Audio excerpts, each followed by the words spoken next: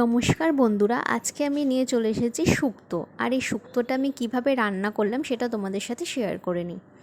দেখো, এখানে আমি কিছুটা সবজি কেটে রেখেছি। এখানে রয়েছে পেঁপে, লাল আলু, আলু, গাজর, বিনস আর সজনা ডাঁটা। এখানে কিছুটা পাঁচফোড়ন আমি শুকনো কড়ায় প্রথমে ভেজে নেব।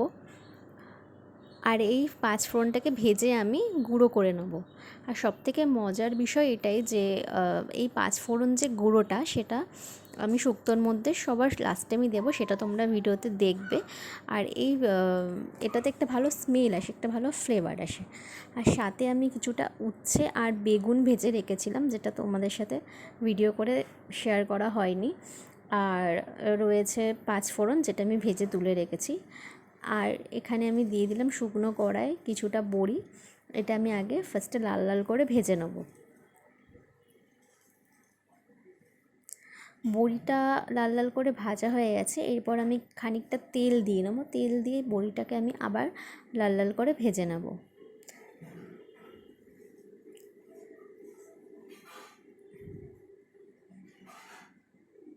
প্রায় ভাজা ভাজা হয়ে গেছে। এবার আমি বড়িটা তুলে নেব। নিয়ে আমি আবার কড়াইতে তেল দিয়ে দিলাম। আর এই তেলের মধ্যে যে সমস্ত সবজিগুলো আমি কেটে রেখেছিলাম, সেই সবজিগুলোও আমি দিয়ে দেবো।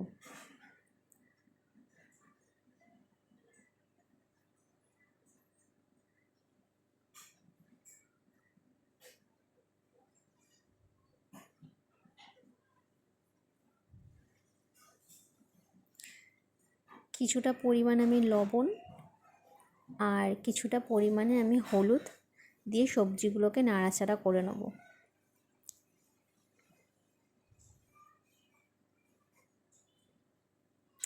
সবজিগুলোকে আমি ততক্ষণই ভাজা ভাজা করব যতক্ষণ না এটা একটু লাল লাল হয়ে ভাজা ভাজা হয়ে আসবে।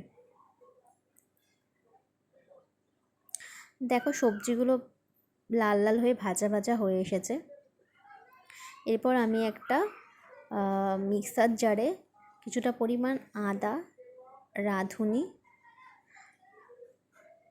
আর পোস্ত সমস্ত কিছু নিয়ে আমি একটা পেস্ট বানিয়ে নেব। আর এই পেস্টটা আমি এই সবজির মধ্যে ঢেলে দিয়ে কিছুক্ষণ নাড়াচাড়া করে নেব।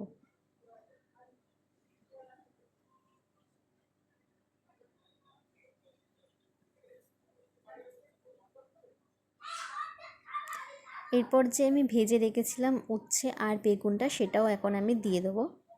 দিয়ে আমি সবজিটাকে আবার ভালো করে কিছুক্ষণ নাড়াচাড়া করে নেব।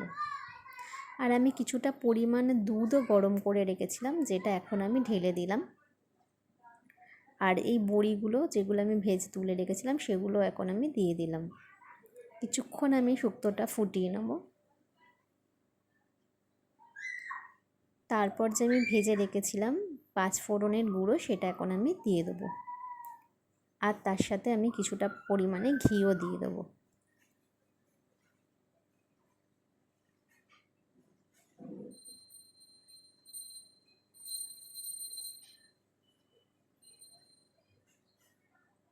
দেখো, আমার শুক্তো রেডি হয়ে গেছে। এরপর তোমরাও চটপট বানিয়ে ফেলো শুক্তো।